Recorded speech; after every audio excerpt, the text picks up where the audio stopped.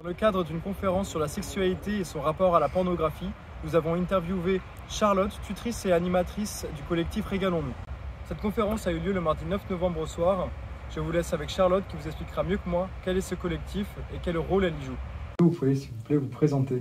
Oui, alors moi je m'appelle Charlotte, je fais partie d'un collectif qui s'appelle Régalons-nous et qui travaille spécifiquement sur les questions de lutte contre le sexisme avec une méthodologie, on va dire, d'éducation populaire. Donc en fait l'idée c'est de proposer des ateliers, des formations en partant un peu des vécus personnels, professionnels des personnes et puis en permettant en fait avec différents outils d'animation de faire émerger une réflexion collective sur les questions liées au sexisme.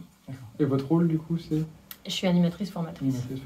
Et ça, c'est en Vendée alors du coup tout ça? Alors moi je suis à Nantes. Le collectif il est sur différentes villes puisqu'on est sur Paris, Marseille et Nantes. Et en gros à Nantes moi je me déplace un peu sur toute la région Loire-Atlantique et Bretagne. Et comment on peut vous trouver sur un site internet ou Tout à fait, www.regalonsnous.fr. Ok, voilà. Ça marche. Aujourd'hui vous êtes à la rencontre des étudiants, oui. Vous venez à leur rencontre. Quelle est la question qui est revenue le plus? S'il y a eu des questions, est-ce qu'il y a eu des jeunes déjà qui sont venus ce matin? Et est-ce qu'il y a eu des longues discussions? Est-ce qu'il y a eu des questions qui vous ont surprise, intéressée? Du coup, là, pour redonner peut-être la phrase d'accroche, en fait, pour entrer en lien avec les étudiants et les étudiantes, c'était la pornographie, c'est le reflet de la vraie sexualité. Du coup, globalement, oui, il y a des gens qui se sont arrêtés. Globalement, on s'est très vite éloigné de cette phrase parce que je pense qu'elle est un peu volontairement provocante et du coup voilà. Mais c'était aussi, en tout cas, ça a permis de faire émerger les rôles qui sont dévolus, notamment de manière un peu binaire aux hommes et aux femmes dans la pornographie, avec des visions en fonction des genres des personnes qui sont assez marquées en fait, quoi. Certains hommes ne voient pas forcément quelles sont les problématiques et ce que peut véhiculer le porno mainstream, là où et d'ailleurs on a eu moins d'hommes à venir discuter avec nous que de femmes en fait, donc c'est peut-être aussi un marqueur je pense.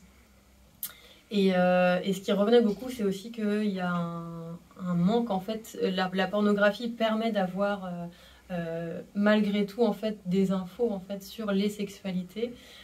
Mais en fait, parce qu'aussi, il n'y a pas beaucoup d'autres sources. Elle et il disaient que ce soit au collège, au lycée, à la fac, finalement, il y a assez peu d'interventions. Il y a peu d'espace où on peut parler un peu sans tabou de sexualité. Et donc, c'est quand même assez manquant. Et est-ce qu'il existe du coup du porno et où est-ce qu'on peut le trouver ce porno qui puisse être dans des valeurs un peu plus humaines, moins sexistes, avec des rôles moins binaires, etc. Est-ce qu'il existe pour que les étudiants puissent découvrir aussi ce monde-là, parce qu'on ne peut pas l'interdire ce monde-là, et je pense qu'on doit vivre avec. Et est-ce qu'il y a, est-ce que vous connaissez des moyens de découvrir ce monde-là autrement? Moi, je sais qu'il existe des plateformes qui mettent en ligne des pornos féministes. Et du coup, ces pornos féministes-là, ils s'attachent vraiment à déconstruire les rapports de domination dans les sexualités.